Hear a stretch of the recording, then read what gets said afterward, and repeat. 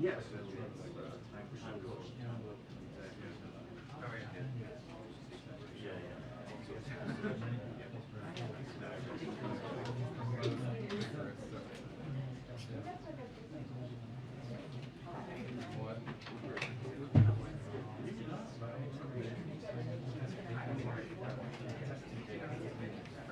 Hi, everyone. It's a busy day here, I would say. Okay. Today, as you all know, we announced new actions to cut healthcare costs through the Affordable Care Act. Thanks to President Obama and President Biden, America is more covered than before and well on its way to finally treating healthcare as a right and not a privilege. Thanks to the steadfast leadership, America is better off, but of both of them, than it was 12 years ago. Through today's proposed rule to fix the family glitch, we'll expand access to 200,000 uninsured Americans and reduce costs for nearly 1 million Americans. This is no small feat. This will make for the most significant administrative action to improve implementation of the Affordable Care Act since its enactment. Outside experts have said this action is the boldest thing we can do to expand coverage without congressional action. Already nearly 6 million Americans have gotten access to affordable health care through President Biden's work to expand access to health care. And with congressional action, we could build on the monumental progress we've made to date to expand coverage and cut costs for Americans by making the health care component in the American Rescue Plan permanent. And of course, the 12 states that have not expanded Medicaid could certainly choose to do that as well. With that, let me just note too, all of you know Angela. But for those of you who don't know Angela, she is one of our press assistants. She went to Georgetown. I did not get into Georgetown. So she's very smart, obviously. She's also the funniest person on the team. And she's amazing and incredible. And I just wanted to call her out today, too. You all know Vedant. I've already done this. I've done this around Vedant. Okay. So cheers for Angela for everything she does. Okay, Zeke, sorry to get you off track there. Go ahead. Jen, administration officials said that since tomorrow the president's going to extend the pause on student loan repayment for another 3 months through August. That would put it at least starting a couple months before the midterm elections. Is the president willing to sort of end that pause and have borrowers begin to make payments that close to a midterm election? Well, to not get too ahead to where you are at this point in time, it expires in May. Obviously, we'll have a formal announcement to make before that timeline. I don't have anything to preview at this point in time. Obviously, we look at and assess what the needs are for the people who are impacted by the payment of student loans as we make these assessments. I would note that no one has been required to pay a single dime of federal student loans since the president took office. And of course, the Department of Education will continue to communicate directly with borrowers about federal student loan repayment and servicers as we make this final decision. On a different topic, we've heard a lot from the administration about the lack of international COVID relief funding for vaccinations. Does the president believe that without this money, he can meet his pledges to the world with global vaccine sharing? And does he have to recalibrate now that Congress seems unwilling to provide the necessary funding to get there?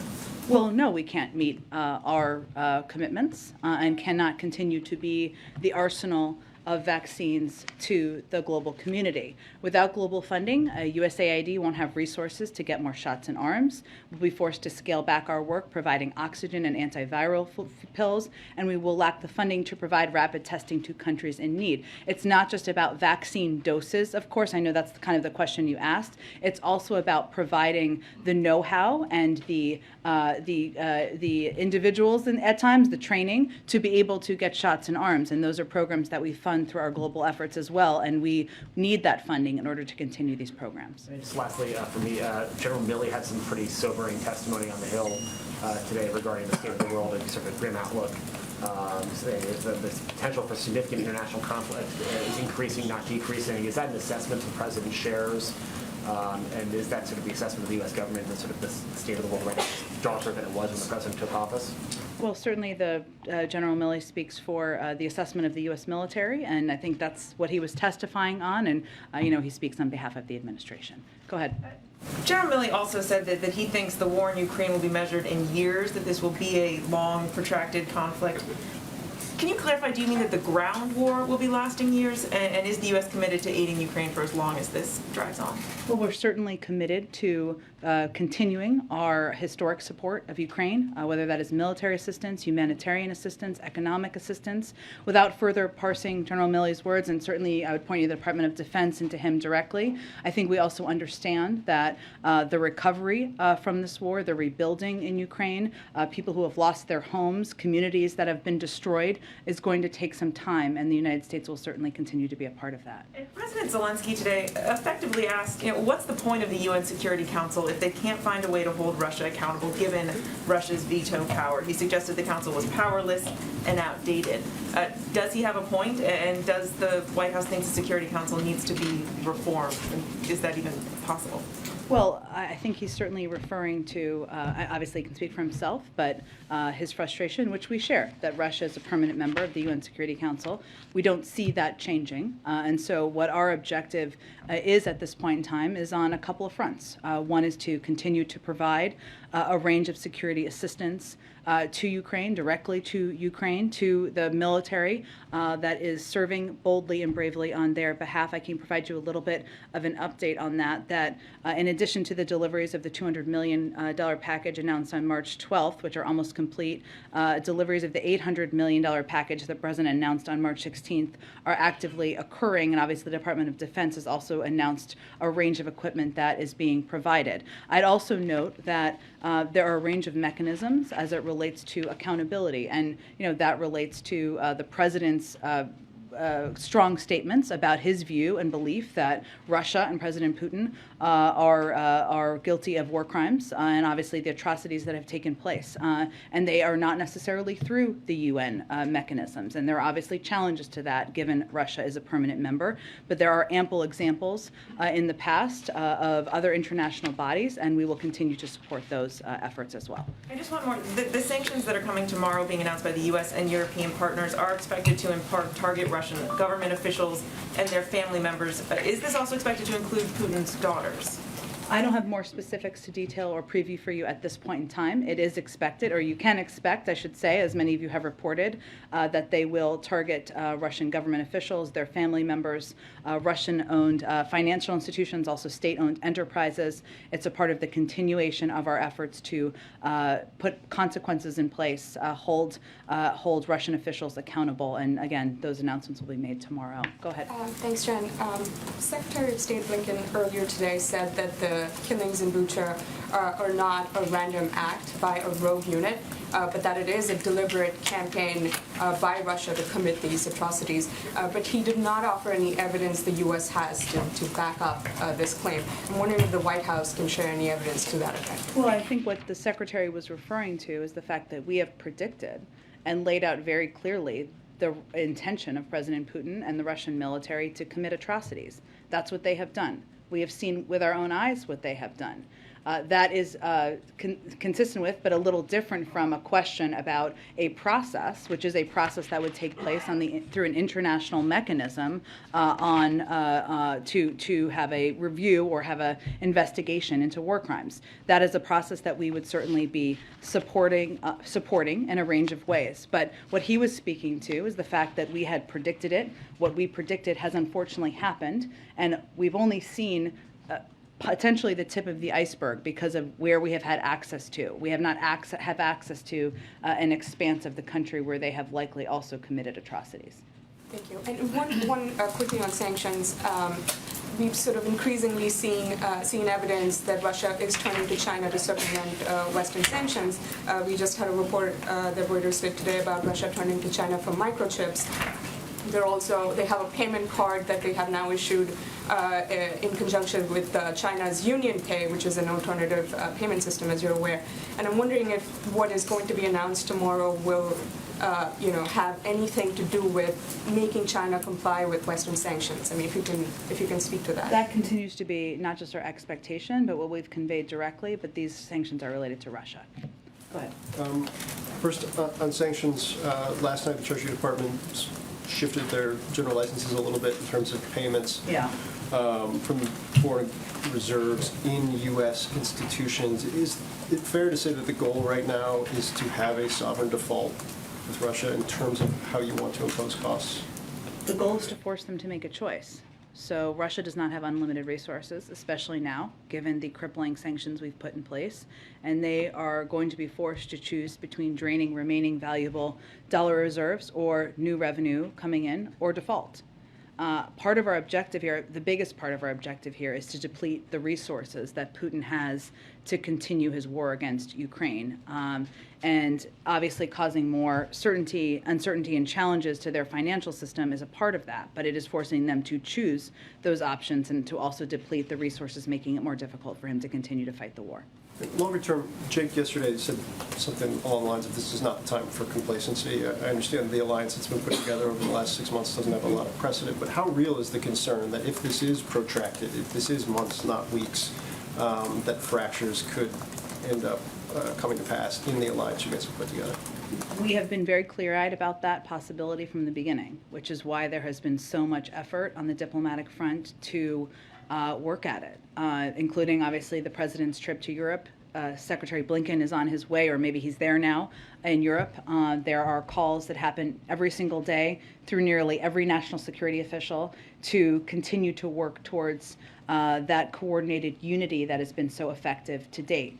It is also true, though, that unity does not mean identical. And as we're looking at the consequences people are putting in place, the actions they're taking, our expectation is not that it is identical. It is just our effort to do everything we can to make sure it's coordinated and as unified as it possibly can be. And then last one real quick. I think you addressed it yesterday, so I apologize. But when you talk about the bridge from the SPR perspective, is it a bridge to, you believe the domestic industry will be able to fill that gap within the next 6 months, or is it a bridge to domestic plus Canada plus the Middle East? How are you guys seeing what that is a bridge to in terms of production?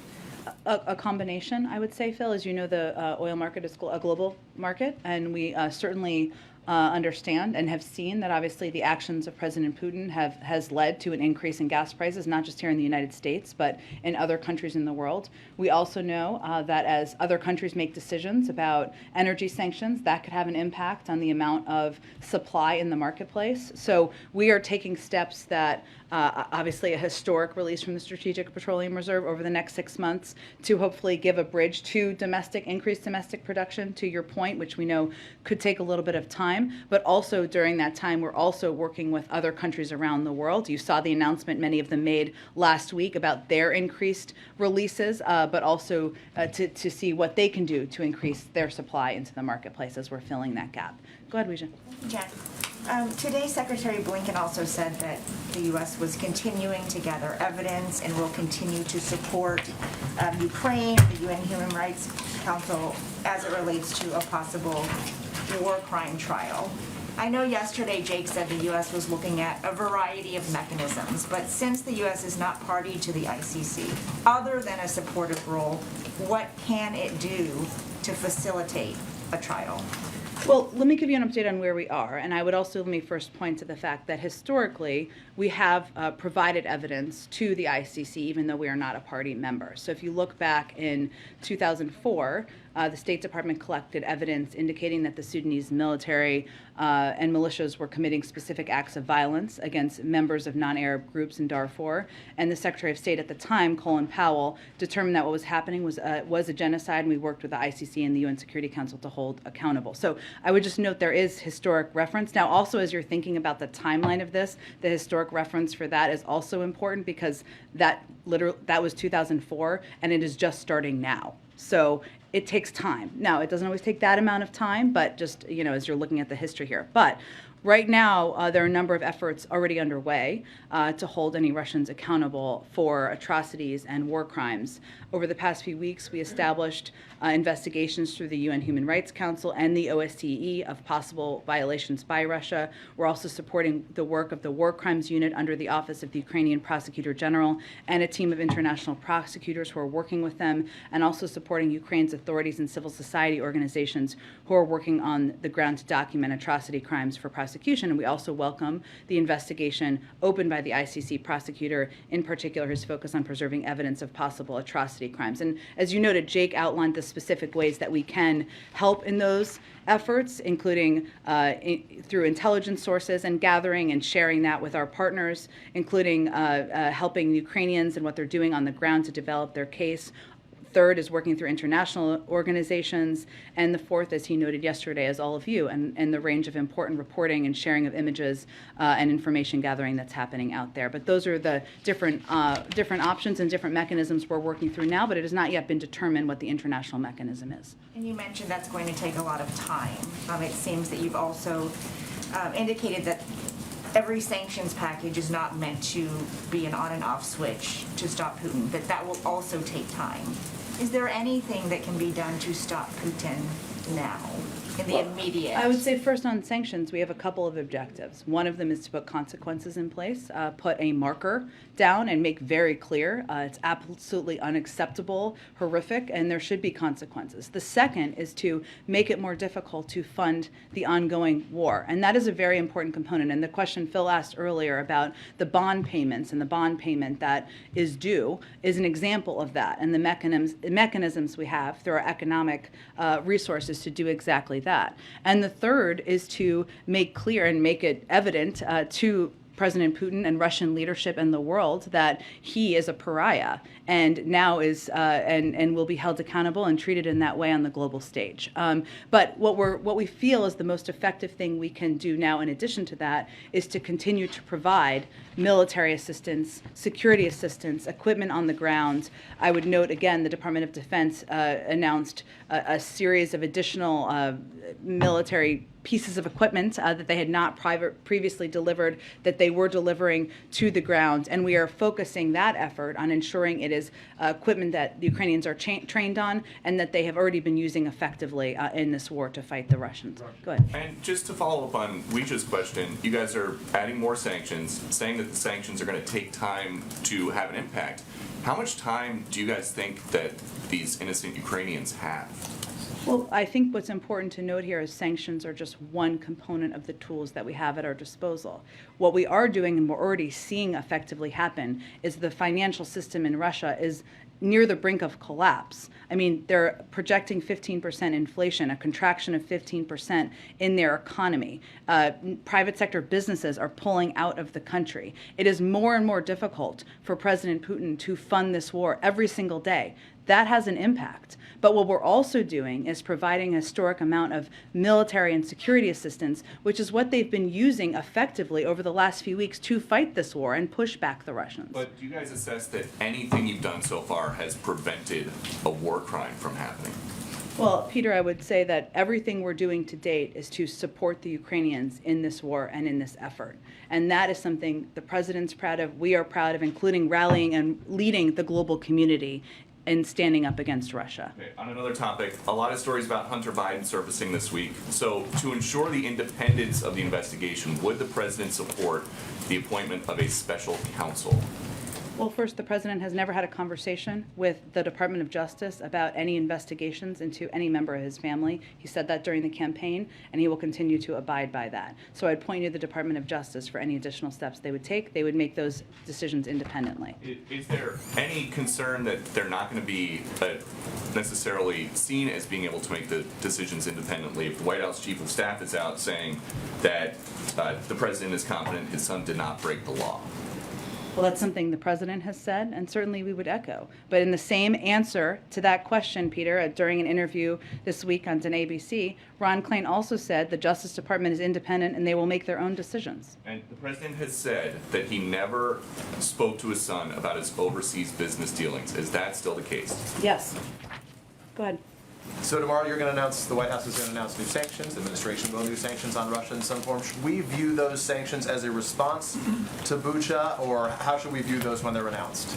Well, unfortunately, the horrific photos we've seen from Bucha are not the first violation of war crimes or atrocities that we've seen take place on the ground. So in part, yes, but they have been in the works and part of our process of putting in place consequences. Which is to say there may be more. Should we anticipate more in terms of reaction to Bucha? This wouldn't be it in isolation. Correct. We are continuing to assess and make decisions about additional consequences and steps we can put in place. So given these awful videos and pictures we're seeing of the atrocities that took place in Bucha right now, is the U.S. policy still one of no regime change in Russia? And if so, why should someone like Vladimir Putin be viewed by the U.S. as someone who should be allowed to stay in power? Well, I think our policy is no, we are not calling for regime change, and that has not been our policy and continues not to be our policy. But again, Peter, our view is that he is a war criminal, and he is somebody who should be looked at by the international system who evaluates war crimes. I guess the question people say, then why not? If he's a war criminal, why should he be allowed to stay in power?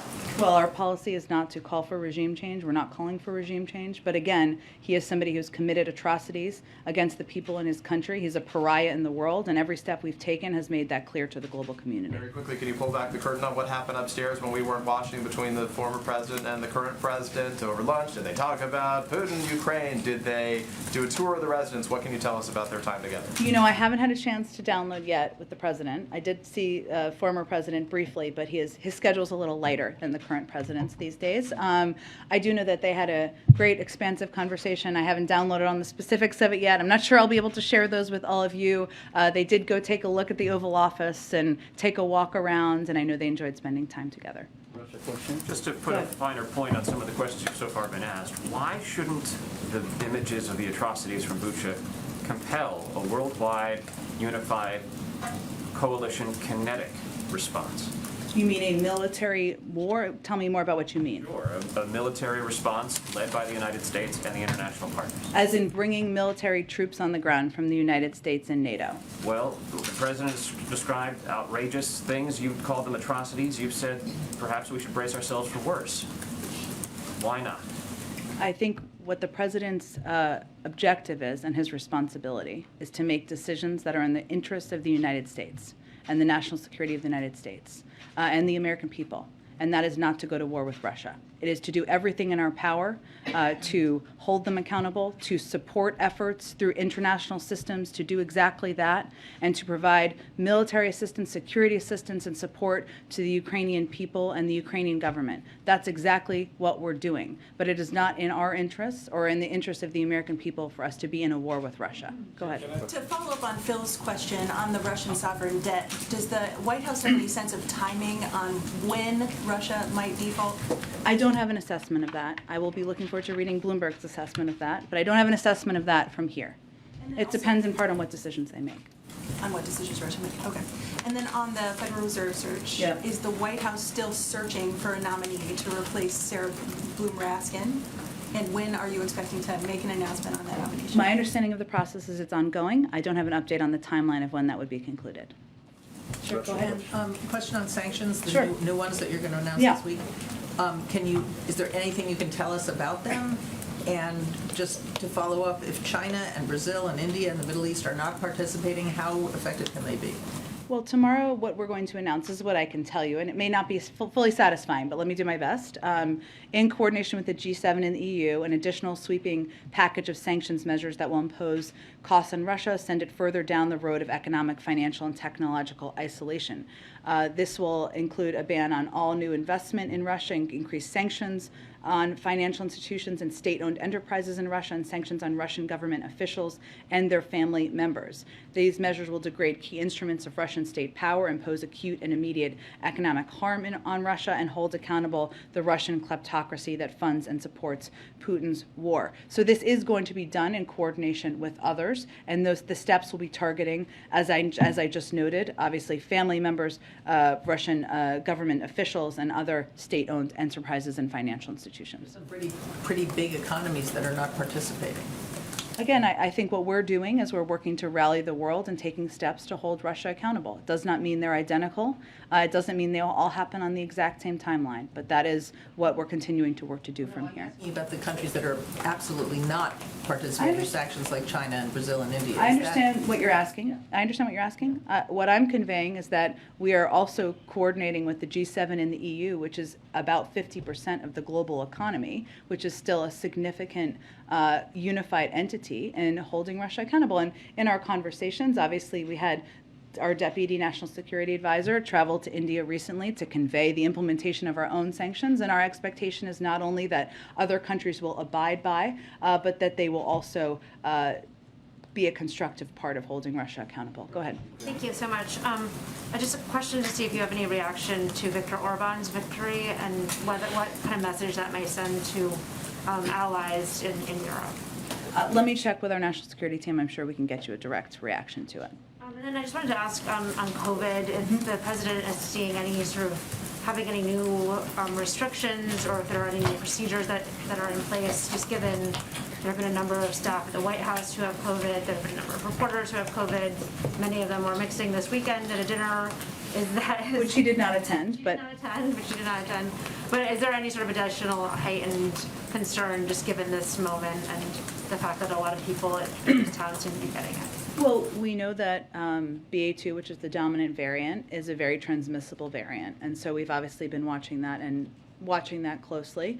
And certainly we knew that, as it has been the case in the broader population, including among the media, but also among staff, that means that there will be people who get COVID, who are fully vaccinated and have been boosted, especially in the White House, and I think with most members of the media as well. So fortunately, what we're seeing is largely mild symptoms. But what we do, the policies we do here, which we have not changed, but they are more stringent than the CDC. So just to reiterate for all of you, our policy is that all Executive Office of the President employees surrounding the President are on a regular testing schedule to screen for COVID on campus. That is a step beyond CDC guidance. If you're going to see the President, you will be tested that day, even if you're not traveling with him, just if you're going to see him for a meeting. The President's doctor will continue to determine if additional testing is needed on any given week in light of various considerations. For example, because of the travel from a couple of weeks ago, he was tested in addition to his regular cadence after he came back.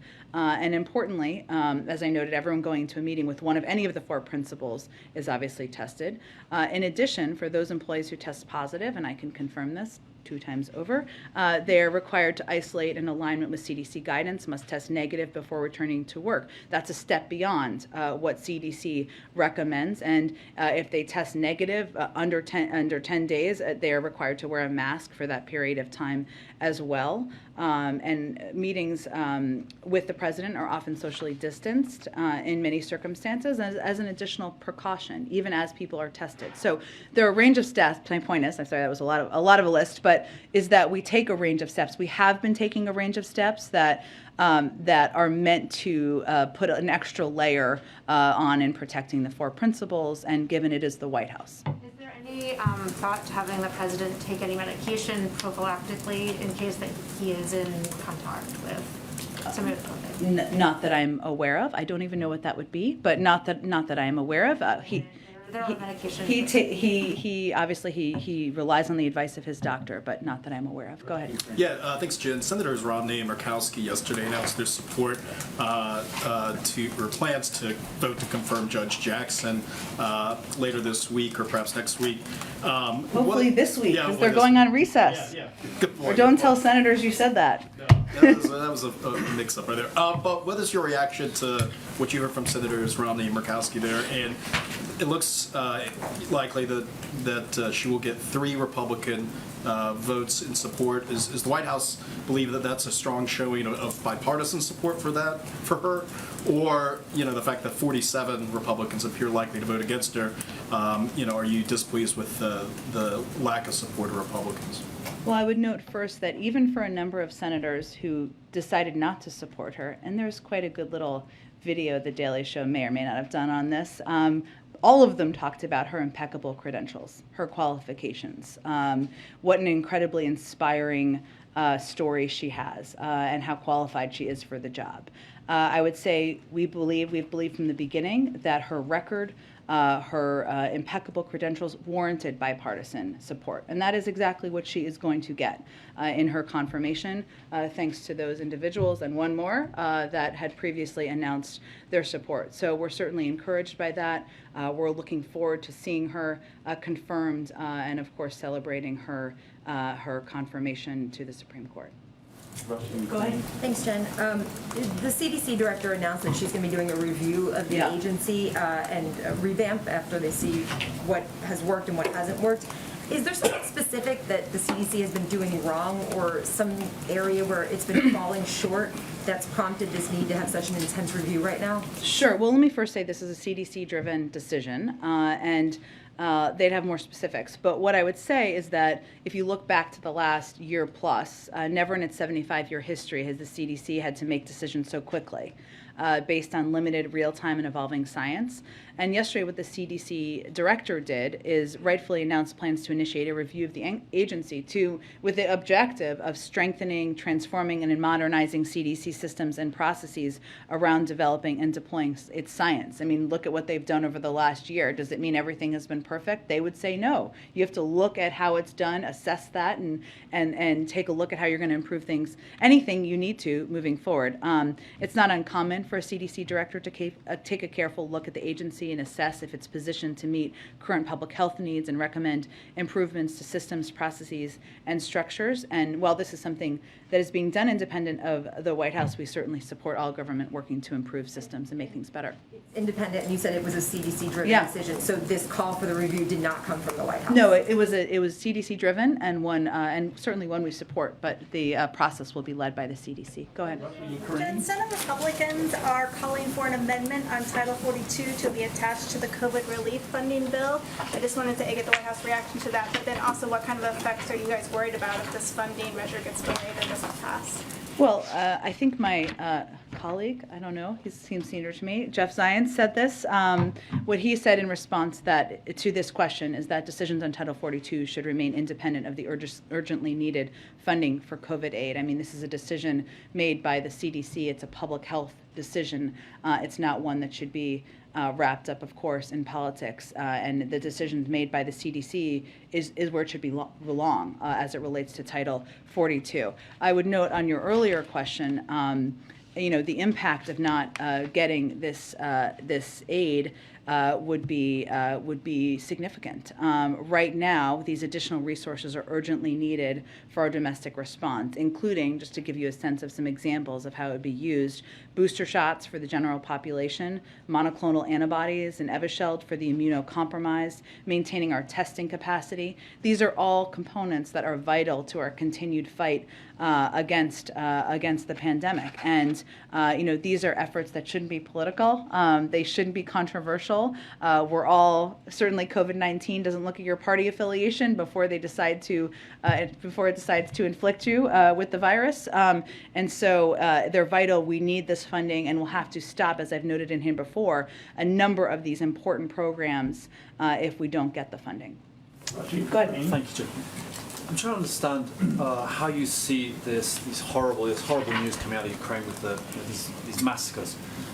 I'd like to understand, do you see it as something fundamentally like a game changer, or is it just another incremental awfulness in a thing that's been going on for well over a month?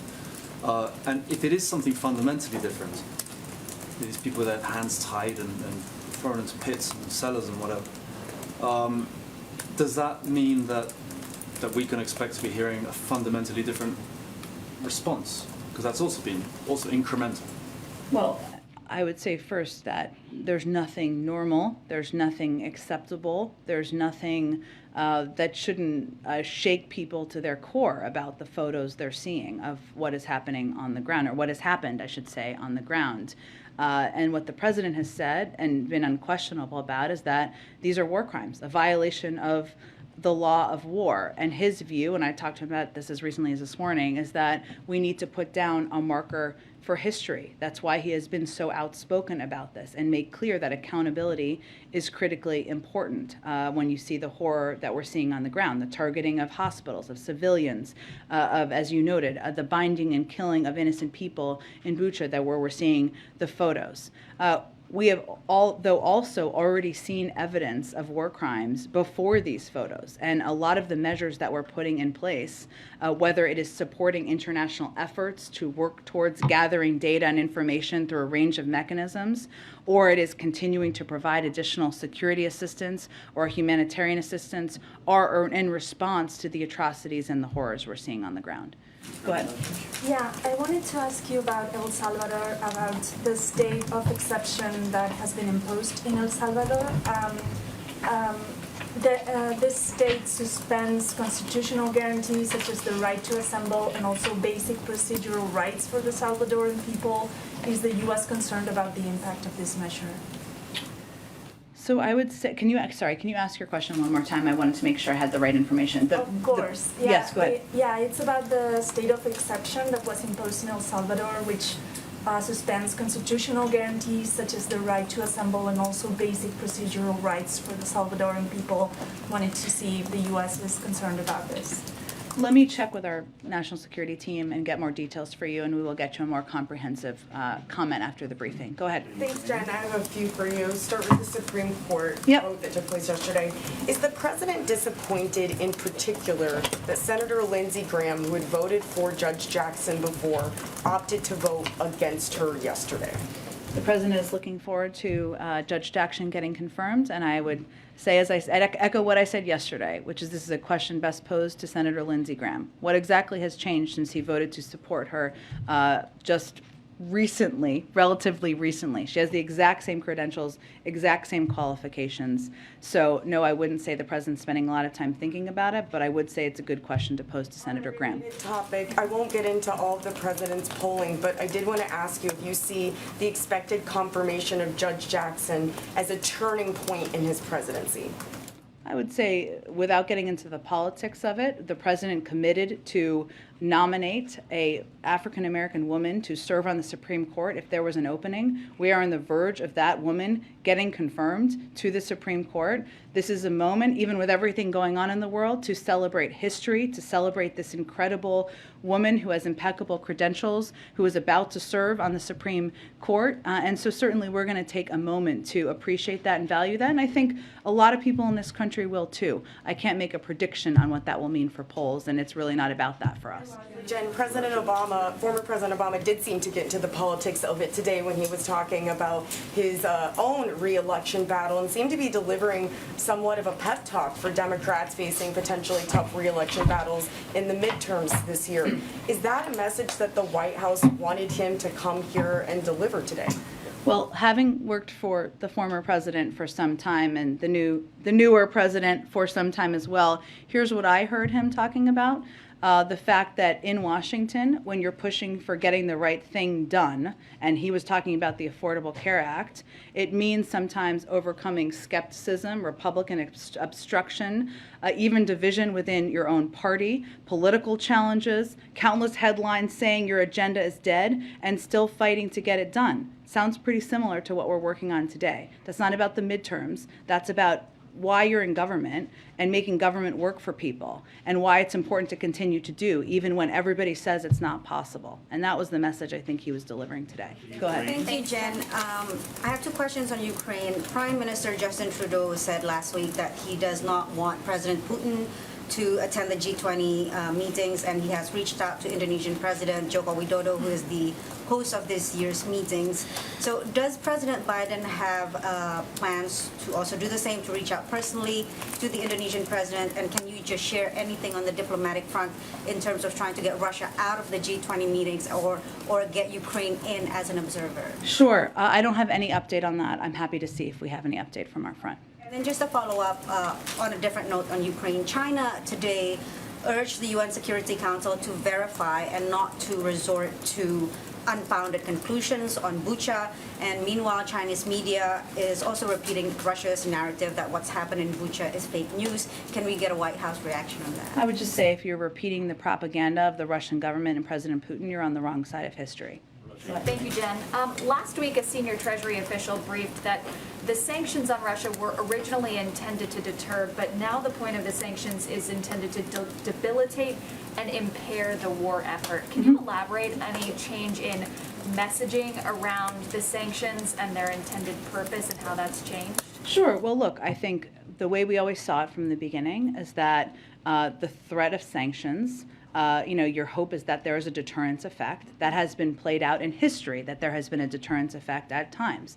That is not a sure thing or 100%. But if it reduces or if it makes a leader potentially think about what horrific actions they're going to take, then they're worth that threat of sanctions. Never has it been the case that putting sanctions in place is effective deterrent. The threat of them has been an effective deterrent. Obviously, the war has commenced, right? And sanctions have always had the purpose of putting in place consequences. So right now, those consequences also include making it very difficult for President Putin to fund the war, which, as you know, includes steps like the step taken by the Department of Treasury yesterday, where they're going to be forced, because they don't have unlimited resources, to make choices about how they're going to spend the resources they have. How would you describe these latest rounds of sanctions? Because the administration was very clear in the beginning that if the invasion happened, that it would bring forth everything but the kitchen sink. So the sanctions that we're seeing rolled out now, how would you describe them? Are they simply incremental at this point? Well, they've all been building on each other. The Russian economy is on the brink of collapse. The inflation is skyrocketing at 15%. The detraction or the constriction of the economy there is also projecting to decrease by 15%. Private sector businesses are not investing in Russia, and President Putin is a pariah.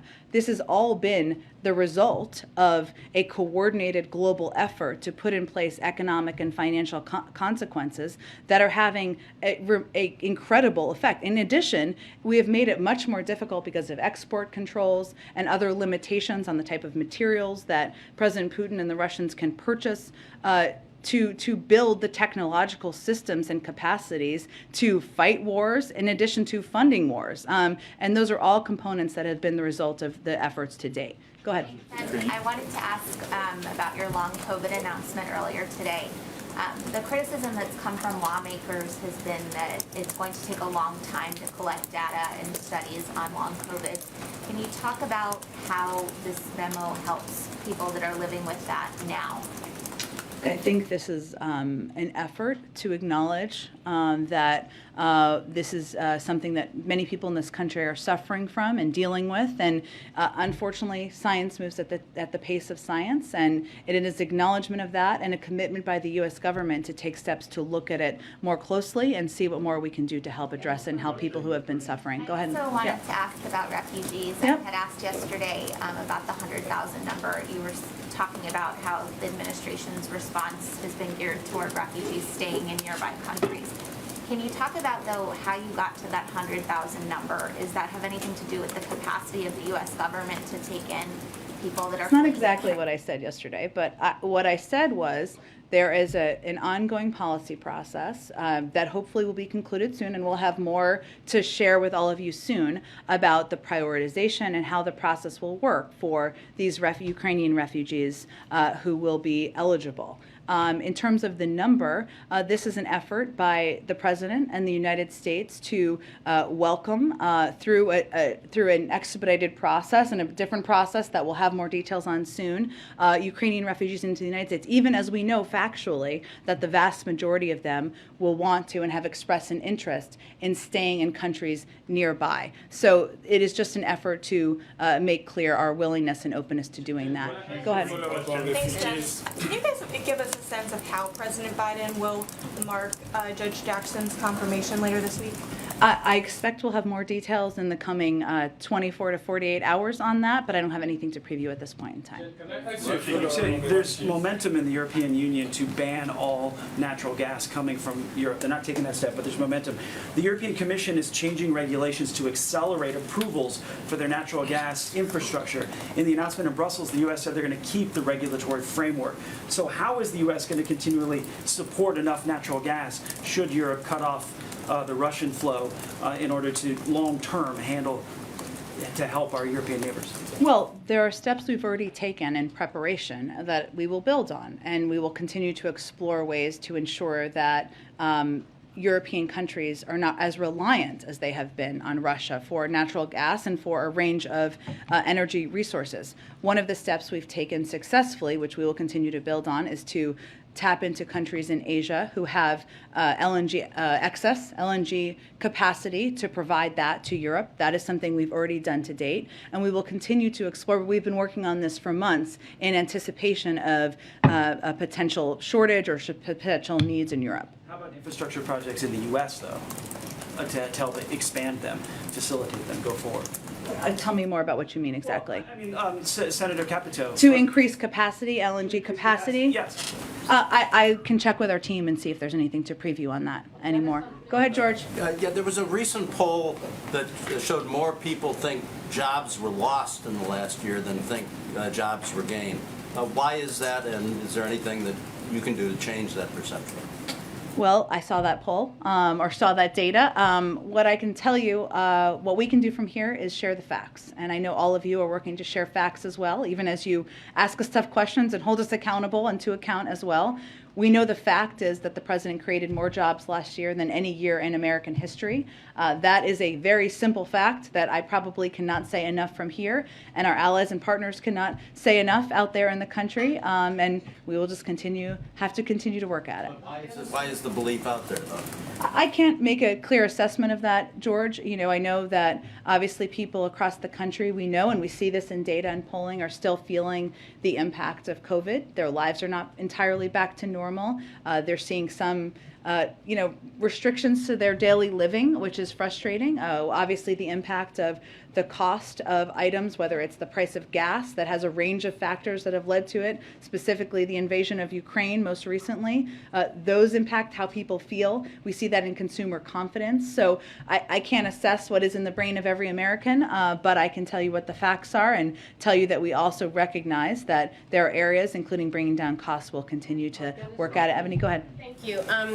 Two quick questions. One, the president's talking about Congress passing more money for COVID relief, but what's the president's reaction to more cities taking COVID relief money and putting it towards policing in excessive amounts, specifically even like in DeKalb County where $500,000 was spent on aerial drones?